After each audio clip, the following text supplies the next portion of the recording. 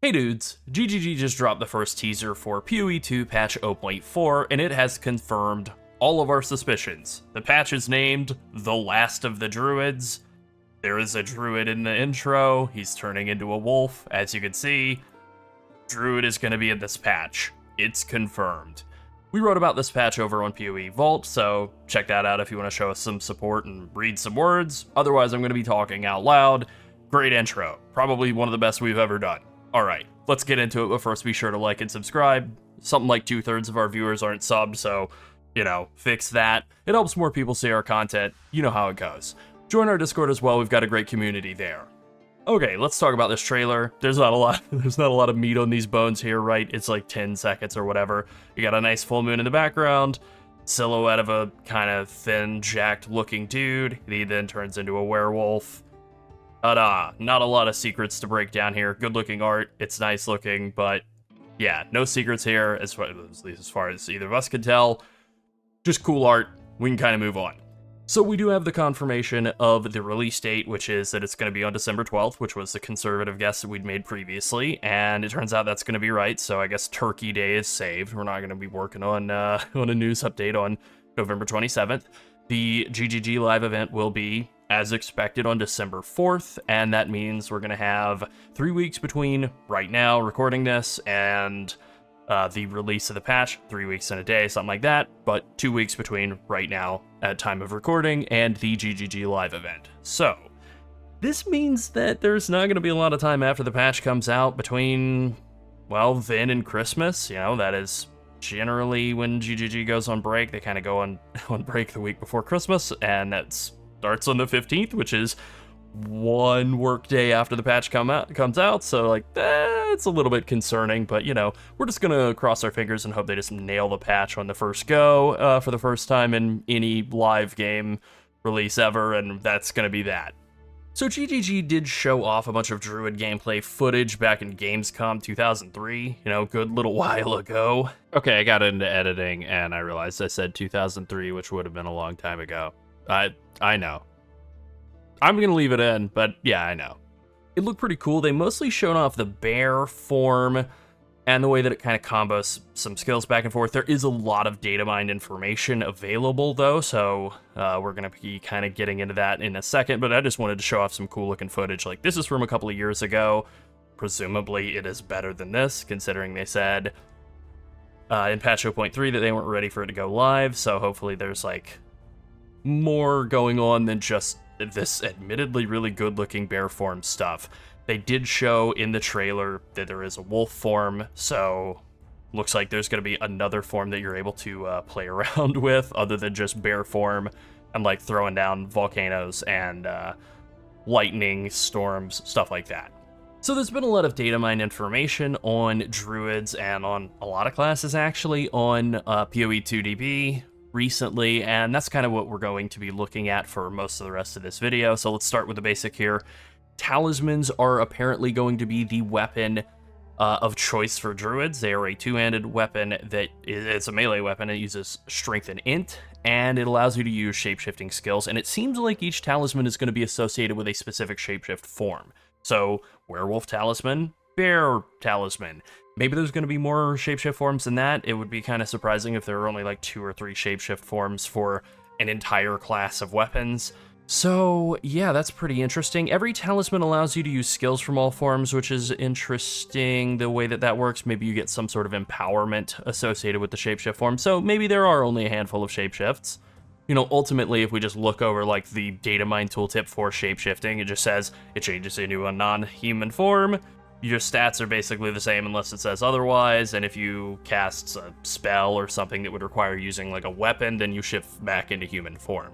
So there's probably going to be some shape-shifting back and forth between animal form and human form. That seems like a real possibility, and definitely one of the ways that Melee could get a nice-sized buff out of this patch is being able to kind of swap back and forth between shape-shifting and smack it with a big slow mace, stuff like that. Alright, so another thing that was data mined is the, help page for Druid, and we have a bunch of skills that are listed on this, and we're kind of break those down, but, we have just a very basic bit of, right up here, while your spells are active, transform into a bear. Basically, that is sort of a guiding principle based off of the walkthrough that they did at Gamescom a couple of years ago. You'll cast some spells that have like a long duration on them. They're quick or instant, or at least a short cast time. You throw them down, they do damage for a while, and then you slam around doing, Bear Druid or maybe Werewolf Druid stuff while those spells are firing, and then weave back out, cast some spells, slam, slam, slam. So kind of a hybrid play style. Additionally, there seems to be some minion summoning, and that's kind of confirmed based on what we see in the passive tree, which we'll get to in a little second here, but these are the skills that we have available to us, like, as of data mining thus far. There's Lightning Storm, which we were able to see in some of that footage, and we don't really know how long it lasts, but we could see that it conjures a lightning storm for a while. Very Diablo 2 focus or influence here. It has a massive chance to shock, so the potential for using this to get like a very, very, very large shock on enemies and be like a big damage amp that you can just sort of shoot it out once and then forget it. You can even shoot it out before a boss spawns and like get a big damage amp out of something that you're not ever actually having to use while you're fighting a boss is like pretty appealing. And so then the next spell that we have is Volcano. This is kind of tying into the same sort of mechanic that we would get out of Lightning Storm, where you channel it up for a while. As you can see, it's a channeling spell. It has a duration. You channel it for a while, it'll last longer, and then if you slam around the volcano, it'll erupt more, firing more projectiles. This seems like it'd work pretty well with Rolling Slam, or with this spell, Rampage, which is a bear form skill. It has kind of a like a bunch of slams, and you can see there's this line here, added attack time if not already a bear. This is something we see also with like Maul, added attack time if not already a bear. So basically there is sort of a penalty for like shifting into bear form, where you can smoothly shift into bear form or probably werewolf form as well and get like a bunch of damage bonuses based on the spell that you're using, but they're faster to use if you're already in bear form. You can kind of spam a skill repeatedly if you're in the shapeshift form, and otherwise kind of slower to like weave back and forth. And so then next we have Ferocious Roar, which basically allows you to trigger Warcry skills with this meta skill. It is a meta skill for casting Warcries. It seems like a more efficient method of using Warcries, especially if it's capable of using multiple at a time. This could wind up being very useful for a lot of warrior builds. You could potentially do like a Warbringer build that is using bear form and using Ferocious Roar as a way to trigger like several Warcries at once. Maybe it doesn't work like that, but it reads like it would, and you get a lot of like area of effect. You can get more damage or like increased damage out of exerted skills with that. So there seems like real potential for this to be like an upgraded version of Warcries, which is kind of a conception, like a build archetype that doesn't really exist in PoE 1 or hasn't really existed in PoE 2 yet either, where again, you're like hybridizing between spellcasting and Warcries as a way to empower all of your melee attacks. And then the final skill here is Summon Wolf. You're able to summon wolves, so again, some minion summoning stuff. This is very influenced by Diablo 2 Druid in a way that's like pretty exciting. Then there's some stuff that was data mined 3 months ago back at the patch 0.3 release, the Shaman Wildheart and Harbinger Ascendancies. These seem to have changed names based off of some more recently data mined stuff. It looks like the name is either Oracle or Netter instead of Harbinger. That has been changed. That's not anywhere in this data mined information, but Oracle and Netter are both there. And then Shaman is still there along with Poacher underneath it, so either of those could be the possible name. And then Wildheart and Wildfowler are also still there, so Shaman seems like a pretty decent name. Wildheart also seems like a decent name. No idea what to take away from what those could be. Wildheart could be, probably would be like a shape-shifting oriented ascendancy, and Shaman kind of seems like one that would emphasize mostly spellcasting. Oracle, who knows, man, that could be literally anything. Maybe Oracle is one that emphasizes more of a minion-based playstyle, but hey man, who knows? Okay, so the Reddit user DifferentP3648 did a great job going through a bunch of data mined skills from the PoE 2DB database, and I'm not going to go through all of these, but I'm just going to point out some of the stuff that kind of stood out. There are a lot of melee skills that have been data mined. It doesn't seem like these are all going to be added in the patch, or all these weapon types are going to be added in the patch, but like half a dozen sword skills, 3 claw skills, some dagger skills. So it does seem that claws and daggers are both going to exist in PoE 2, which was something that wasn't totally certain, but that's good to see. Flails, 1 flail skill, so it's probably not going to be the case that we're going to get the Templar in this patch. One more mace skill, so cool. Maybe we'll get some more skills for existing weapon types. That would be good. There's a lot of axe skills in this Datamined patch, like a lot, right? Which is interesting. I don't really think we're going to get Marauder in the patch, but you never know. Maybe they sneak that in there with Druid as well, even though it kind of just seems like it's Druid's time to shine. Maybe we'll get Marauder too. Or maybe we're just going to get Marauder in patch 0.5. Then there are a bunch of bear skills, as you would expect. You know, a lot of bear skills. Kind of talked about a lot of them thus far. And then a bunch of spells. So Link skills, Flame Link and Soul Link are apparently making it through to patch 0.4 or into PoE 2 at least, which is like, whatever. Who cares? But then there's a bunch of Druid skills, you know, Lightning Storm, Tornado, Volcano. Rolling Magma is also apparently going to come forward into PoE 2 as well. Not exactly the best skill in the world in PoE 1, but that's fine. Some Blade skills too are coming through, so minion-wise, there's going to be some new stuff to play around with for minion enjoyers, bears, wolves, demons, all the stuff you would hope for as a fan of minions, I guess.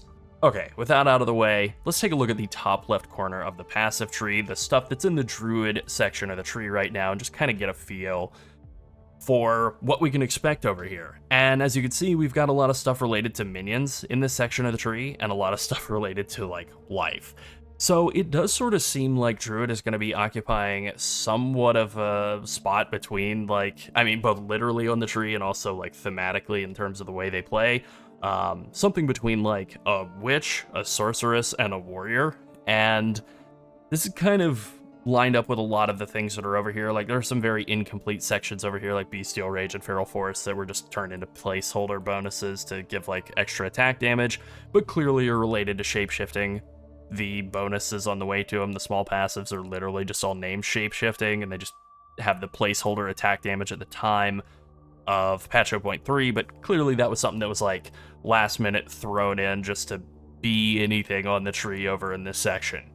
There's a lot of fire-related stuff and a lot of Warcry-related bonuses over here, as well as all of the life regen-related stuff. You know, lots of fire-related bonuses over here, lots of energy shield and armor-related bonuses as well, and lots of minion-related bonuses. So much minion-related stuff in this section of the tree. More than you would expect. So it does seem like this is a class that is going to be oriented around doing a bunch of slams, casting a bunch of fire spells, and summoning a bunch of minions.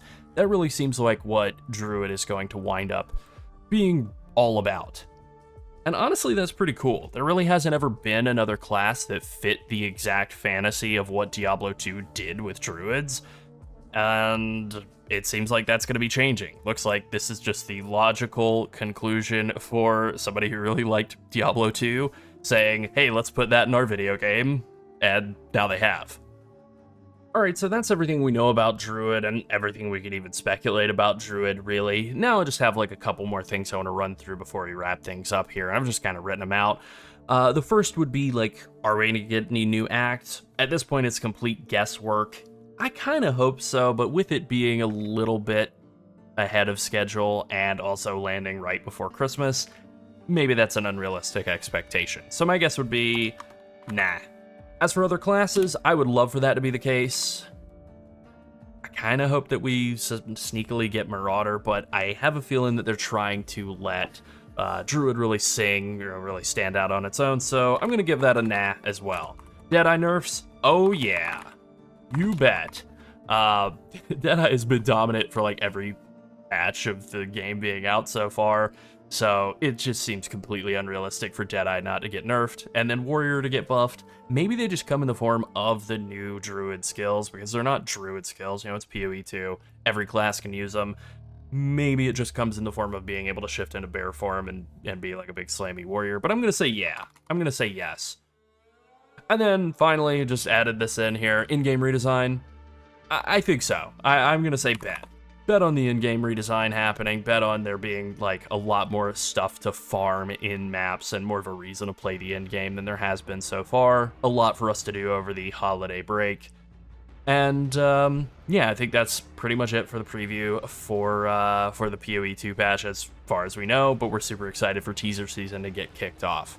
Alright, so let's end with a question. What is your favorite side dish? Probably something with potatoes for both of us. As always, we're looking for good recommendations on food here. Alright, that's it. Be sure to like and subscribe if you enjoyed the video, and join the Skipping Sleep Studio Discord and become part of our community. And finally, thank you to all of our channel members. If you want to support us and help us make more PoE content, consider becoming a channel member. Thanks for watching. Bye.